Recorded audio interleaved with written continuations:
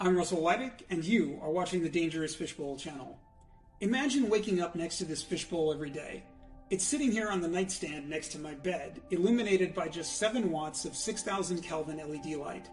I call this composition Tribes of the Raindrop. True to its name, it features 2 entirely separate communities that coexist within a giant raindrop. The black neons tend to hide in the plants, while the cardinal tetras prefer to show off in the foreground.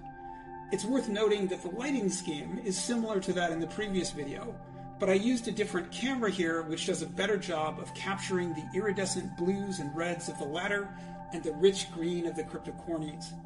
The foreground, by the way, is covered in a few sprigs of glossostigma interwoven with baby tears. They never really took off, most likely because I didn't bother to dry start them from the beginning. But I actually like the result because it more closely matches what I observed in Florida rivers in my youth, where a thicket of plants would cover a small patch of sand, leaving the bottom dominated by broad, barren swaths of sand.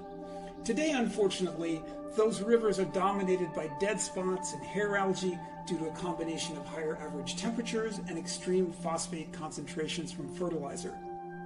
Anyway, as in the previous composition, I keep a pair of coolie loaches in here as well. They help to keep the snail population in check. There are also probably 20 shrimp of various species present, but they tend to hide in the foliage. I feed dry pellets twice a week, which are easily forced down to the bottom where the coolies can find them. But otherwise, it's strictly crushed dried bloodworms, as pellets tend to stimulate algae growth. I add no fertilizer beyond what the food itself provides.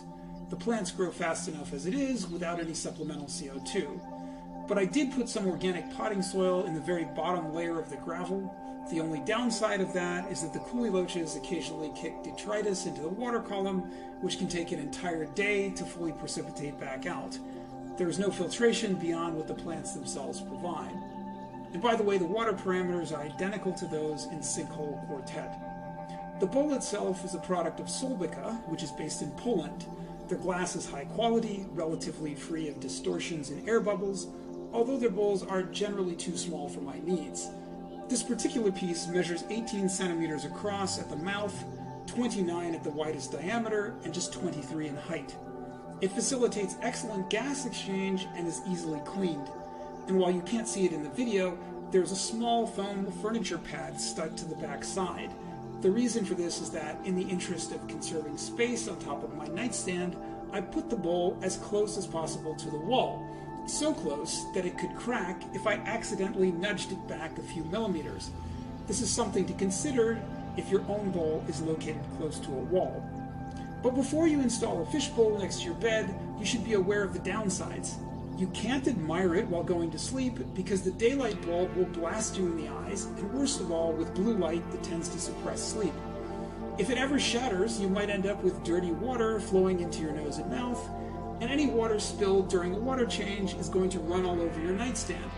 But if you're like me and you can't stand to see a room without a fishbowl, then this might be just the project for you.